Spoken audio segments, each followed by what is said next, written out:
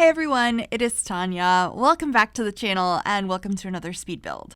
So this house came to be because I was a little bit stuck with building. I had major builder's block and nothing I was making was coming out. I kept bulldozing absolutely everything and I was like, you know what? I'm in the mood to build something where I don't have a lot of choices. So this is a base game only build.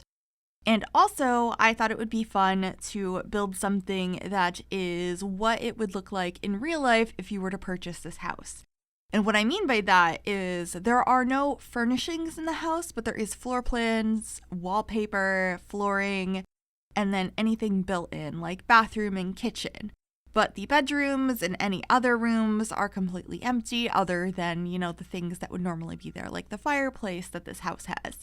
And it was just so refreshing and helpful to build this. I had so much fun with this, so I hope you will enjoy it, and that will probably make it a little bit easier to download and customize to whatever family you have in mind for this house, because you don't have to delete all of the furnishings. It just has all of the basics that you would need, and you can decorate it to the taste of the Sims that you have. So I hope you will enjoy this. If you do and you'd like to download it, I will make sure to have this up on my gallery. You can find it under my EA ID, which is Gryphi, Gryphi. You can also find it under the hashtag MissGryphi, and that information will also be in the description down below as well. So this house ends up being a 3-bedroom, 3-bathroom house, and it's a little bit pricey because it's empty other than, all of the built-in stuff. But it came to be 44,443 simoleons. But like I said, everything's built in. You just gotta add like beds and couches and televisions and stuff, which does get pricey, but I didn't think it was too bad. And here I am just trying to pick out some windows, and I decided to go with the shuttered windows in the end. I thought they looked really nice, and I do change the color of the roof. At first, I was thinking this brown-toned one would look really nice, and I do like it, but it wasn't working as well with the colors I end up going with in the end. Also, I used this wallpaper I'm pretty confident I've never used before ever, because I tend to avoid the ones that make these corner pieces, but I really enjoyed how there was this stone around the corners of the build, so I decided to use that here, and it very much inspired the color scheme of this house, which is very neutral, and I will be changing the windows so that the actual shutters on them are a brown instead of a white. The one thing, though, that was very frustrating about that is there is a swatch on the bigger window, the bay window on the upper level, that is such a beautiful brown that I really liked, but that swatch does not exist on the other windows. So please ignore the fact that when I change them, they are not the same brown. Just don't look at it too closely. I'm trying not to, because I didn't want to abandon the idea of having the brown shutters, because I do too many things where all of the windows are white and all of the shutters are white, and I thought it would be nice to switch it up a little bit here, but it does bother me. Anyway, we haven't gotten to that yet. I'm just trying to figure out some fencing and some landscaping, and here I am picking out this swatch, and then realizing that they're not the same brown, and there isn't a same brown, and or there might be. I think the darker brown version of the small windows exists, but the actual window frame is also brown.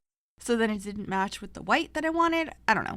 But in the end, they don't have the same swatch, which was just a little bit frustrating. Anyway, I am figuring out the floor plan here momentarily and realizing the front door I was using, because I was up on a platform, was too tall. So I did have to change it. I switched it quite a few times, but I ended up going with that one in the end. And then we're just getting some terrain paint outside and some more plants in the back. I did put some monkey bars out here. I figured that would be something that like a previous owner would have left. And so even though that's not a necessary thing, I feel like that's something that would still be in the backyard. So I kept that there. And then I'm just throwing some lights around inside and starting to work on the floor plan, which comes together fairly easily. It ends up being like a long, narrow hallway you walk into. The living room is off to the right. We have like a little garage space and bathroom off to the left. And actually the living room is a step down, which I thought was really nice. I'm creating that right now and just realizing I didn't have a bathroom here in a minute and trying to figure out where to put that. But it ends up taking some of the garage space. Since we don't have cars in The Sims 4, I don't feel bad making the spaces that on the outside look like they're a full garage be really tiny on the inside, I think it works out fine. So that is what I ended up doing. And then we're just adding a staircase to lead up to the upper floor and a little hallway here leading you into the bathroom and into the garage like skill building room. At least that's what I was thinking. You could probably use it for maybe put like a woodworking table or an easel or something in there. It'd be a good space for you to plop down some of those skill building items. So this is the little hallway. It is just one tile. I really like doing that. I think it's realistic to have a little space where all the doors are. I think it looks more realistic and less busy. There's not so many doors on a wall. It's just like one little archway and then a bunch of doors through there. But anyway, this is the upstairs where I'm figuring out the floor plan because I wanted to have a primary bedroom with an ensuite as well as a hall bath and 2 other bedrooms. They're all kind of funky shaped, but I was pretty okay with that. I think it's fun and realistic that not every room is just a square. So yeah, just adding some wallpapers up here. I will be changing them a little bit later, but I wanted to add a little bit of personality into this mostly empty home. So I just, painted some of the walls and made sure to get a railing at the top of the steps. And then we're moving on into the kitchen and picking out what swatch of the counters I want to put in here and how I want to lay out this space. Since it's kind of a strange layout considering where the door to the backyard is. So I think it came out pretty cute in the end. I was pretty happy with it.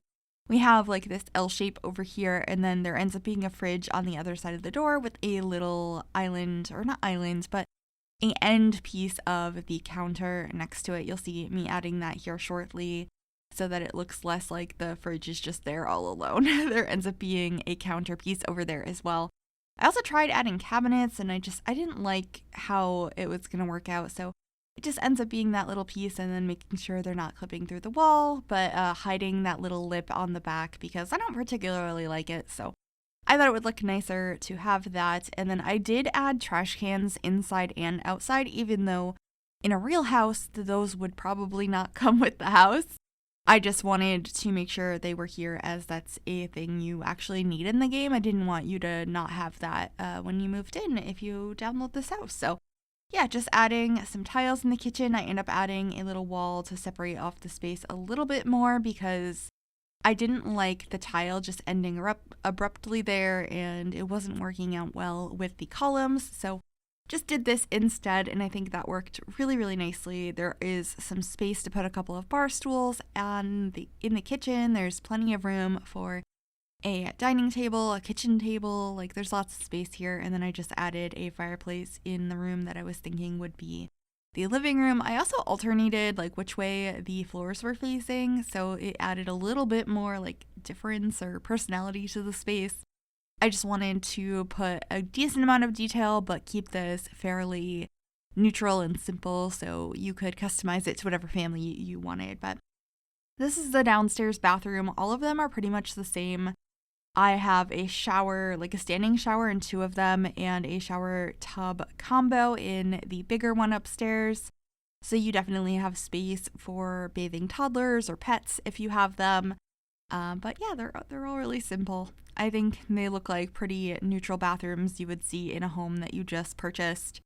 And that's definitely what I was going for. So I think this was a really fun build to do. Let me know if you'd like to see more things like this in the future because I thought it was a lot of fun. And also let me know if this is something that you find useful, houses like this where it's mostly empty, but the structure is all there for you to customize to your Sims family. And with that, we're going to be coming to the end of the video. Please let me know any other builds you would like to see on the channel since I've been a little bit stuck lately.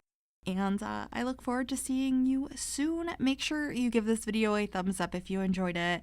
You can also subscribe to the channel if you have not already. I would love to have you join us. And if you click that bell, it'll turn on notifications to be notified of every single time I upload a new video. Thank you so very, very much for watching. Enjoy the screenshots, and I will see y'all soon. Bye, everyone.